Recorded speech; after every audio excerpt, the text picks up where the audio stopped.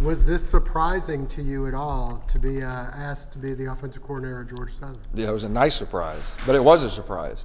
But that's typical in coaching too. I mean, when you look at all the stops that we've had, I think most coaches would tell you that, you know, we never dreamed that we'd be some of the places that we have been. We loved every place that we've been. And I can tell you, as far as the coaching fraternity is concerned, Georgia Southern has a kind of a special reputation, just because kind of unique, great tradition, kind of a blue-collar, hard-nosed reputation, which I love.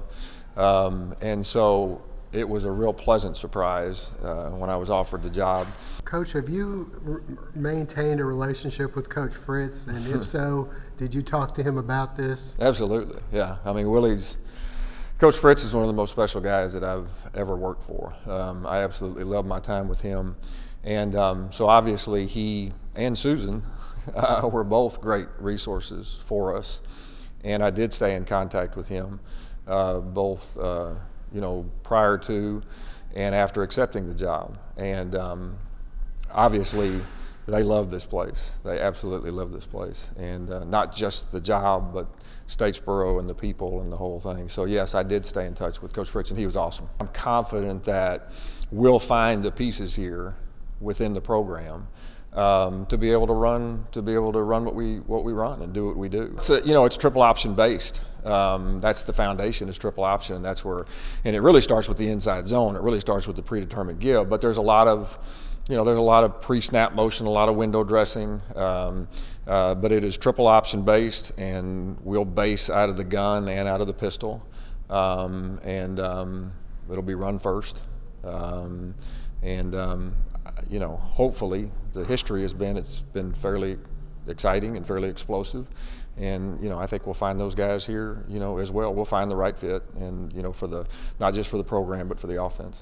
Over the past few years, it seems as though Georgia Southern has tried to maintain Coach Fritz's offense with people who did not have backgrounds in that. Mm-hmm. It seems like you bring, well, you obviously bring that experience in that offense, because you kind of started it going with Coach Fritz.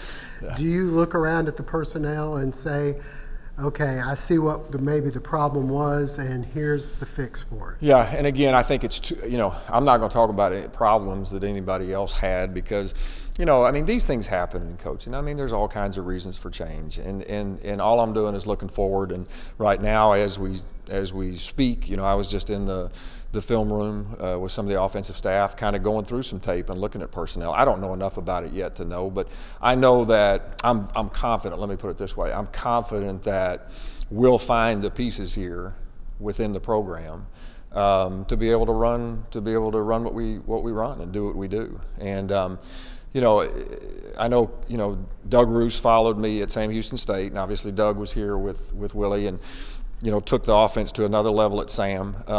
There'll be similarities, but there'll also be differences too, you know, but there'll be similarities as far as the style of attack. Can you elaborate on your offense? Well, it's you know, it's triple option based. That's the foundation, is triple option, and that's where, and it really starts with the inside zone. It really starts with the predetermined give, but there's a lot of, you know, there's a lot of pre-snap motion, a lot of window dressing, but it is triple option based, and we'll base out of the gun and out of the pistol, and it'll be run first, you know, hopefully the history has been, it's been fairly exciting and fairly explosive. And, you know, I think we'll find those guys here, you know, as well. We'll find the right fit, and, you know, for the, not just for the program, but for the offense.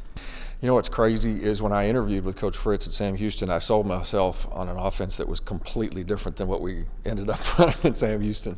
And we got into the spring, we didn't have this piece or that piece to do what we wanted to do. And so it almost came about out of necessity. You know, when you run triple option, oftentimes you say, okay, we don't have to block as many people. You know, we can read and we can option. And so it kind of started with that, and then we just started dabbling and bringing guys back into the backfield, and then we kind of got with some guys that had run pistol, and we put the gun with the pistol. And so it really did evolve over time. It really did evolve over time. You know, and I guess it would be kind of unique, because not everybody has guts enough to run triple option. It's not necessarily sexy, but if you look across the country, those that have been running it, have had their fair share of success. It does give us an identity. It does make us a little bit more difficult to prepare for because, you got to stop everything. If you're used to defending spread all season long and all of a sudden you come up against a triple option team, it forces teams to have to take a step back and really kind of get away from their norm. And so I think from that standpoint, it's been good. The whole premise is try to keep it as simple as we can for us and as difficult for them as possible. Coach Frank Sulkowski, WJCL. You just touched on it there about sexy. But what's it like coming into a place that the fan base, they don't care if it's sexy. I mean, this is in their DNA, that run game. So that's got to be extra nice as a guy who's a run first to come into a place. That's what they're expecting and want. No question. To be honest with you, that was one of the things that I was the most excited about, was because of the tradition here, the appreciation here for the style of offense, the success that this style of offense has had all the way back to Coach Russell, all the way through the years, and all the great coaches that have been through here. And so, quite frankly, it's an honor to be here when you start talking about those guys that have been through here and to have a chance to build on that tradition. I love the fact that the offense has got a little bit of a reputation of being blue collar, kind of a chip on your shoulder, tough, type offense. I love that, and I love the fact that this place kind of identifies with that as well. If you look back at us at New Mexico, particularly over the last couple of years, we had an element of under center. We did have an element of under center, and I think that's secondary right now to the gun and the pistol as far as the installation is concerned, as far as the foundation. But I do think, again, the category of easy for us, difficult for them, if we can have an element of that, absolutely. Absolutely that can be a weapon. And Coach, you seem to have tailored your offense a lot of times over who you've got. Do you expect to do that again? No question. Yeah, and I think all coaches probably do that. I think all coaches do that. All coaches come in with a foundation and a set of beliefs and a philosophy and a certain core group of plays, but then after that, you kind of tailor what you do or how much you do something based on your personnel. So there's no question we'll do that. Recruiting-wise, is there a kind of player that you want that may not be here right now? Unselfish. I'm not saying there's not unselfish guys here. I'm just saying, as far from a recruiting standpoint, obviously from an athletic standpoint, guys that are really, really fast make us look really, really smart as coaches, okay? So speed, quickness, explosiveness, on the intangible side, the toughness part of it, and the unselfishness part of it, the team guy, first guy. Those are things to me that are, and again, I would say that no matter what program I was in, but I would think that in particular, we're talking about our offense, this program, I think those are going to be hallmarks. What would the perfect offensive lineman look like, or if you had? He's got to be athletic. I don't know what he looks like, but he's got to be athletic. And again, it depends upon, within the offensive line, which position that you're talking about. Tackles can be a little bit more, maybe a little bit lighter. They definitely have to be athletic. The guards and the centers, they have to be a little bit heavier. Those might be the stronger guys because of the importance of movement inside. And so I guess I would say overall athleticism would be the most important thing, and the ability to move your feet. Running backs in particular?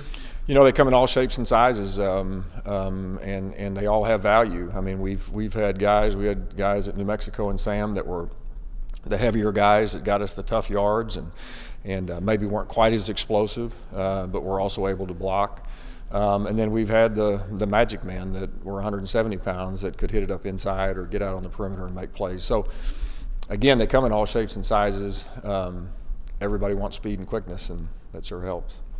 It was kind of a, Coach and I, we agreed that it was probably time to move along from the standpoint of, he wanted to look at some different things. He worried a little bit that guys had caught up with what we were doing and what have you. And there's all kinds of reasons that we didn't have as good a year this year as we had in years past. But, it's his prerogative as the head coach to say, I want to look at this, I want to look at that. And we just kind of came to an agreement that it's been great. Unbelievable run, particularly in light of what that program was when we came in. And so, we just made the mutual decision. It's time for a new voice and maybe some new ideas, and off we went. Coach, that's one of the knocks that people had against the flex bone was okay, now look what Paul Johnson's done at Tech. Look what happens once people have seen him over and over year after year. Same goes for Navy. Now that they're in the conference, they play these teams year after year. Do people get used to it? How do you avoid that? Well, I think it's just it's trying to constantly stay one step ahead as far as creativity is concerned. And I'll tell you this, it's not just from year to year. That's one of the challenges that we have week in and week out during the season is how can we make this look different for the next opponent, for the next two opponents, whatever. How can we be creative to come up with different ways, different looks to run the same stuff? And so it's a challenge. There's no question it's a challenge. But I would say it's a challenge week to week, not just year to year.